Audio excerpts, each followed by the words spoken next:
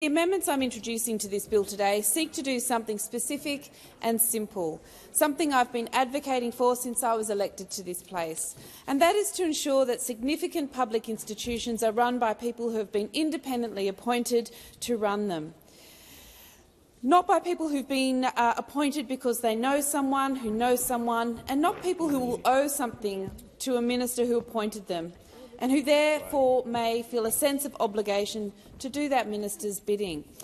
Mr Speaker, at the last election, the Australian public sent a very clear message to politicians of all stripes. They wanted integrity and they want transparency.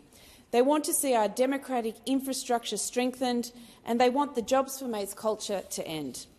Having heard that message, in February 2023 I introduced a private member's bill, the Transparent and Quality Public Appointments Bill 2023, otherwise referred to as my Ending Jobs for Mates Bill. This bill aims to transform the process of appointments to major Commonwealth positions. Underlying the bill was the critical and urgent need to restore the public's trust in our democratic processes and institutions after a decade of cronyism and party political appointments had eroded that trust. My Ending Jobs for Mates bill was designed in collaboration with the Centre for Public Integrity to ensure that all major Commonwealth public appointments could be made with an independent and transparent framework.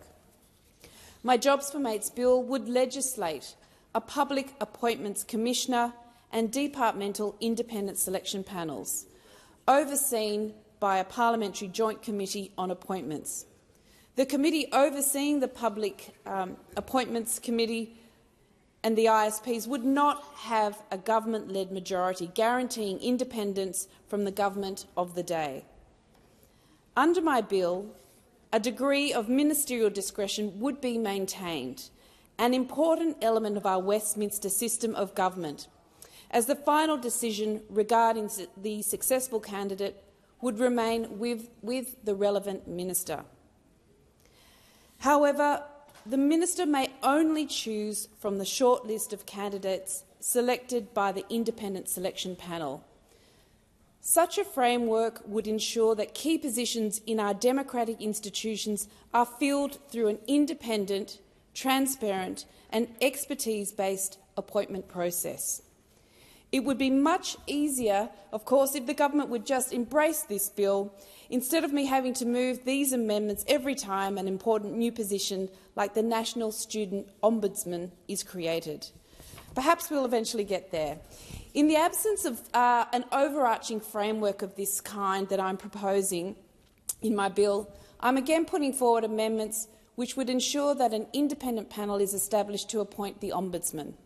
The panel would be chaired by a former judge and require, first of all, a merit-based selection, advertising of the position with selection criteria, and for the minister to choose from this short list of 3 candidates determined by the panel to be qualified for the job. The creation of the National Student Ombudsman is an important step forward. It will provide a trauma-informed complaints mechanism for higher education students to use when they are not satisfied by their higher education provider's response. It will deal with a wide range of issues, from student safety to complaints about the services offered by higher education providers. It should be independent and impartial, and it should not be tainted by any whiff of political influence. My amendments will make a good institution even more robust, even more independent and even more trustworthy.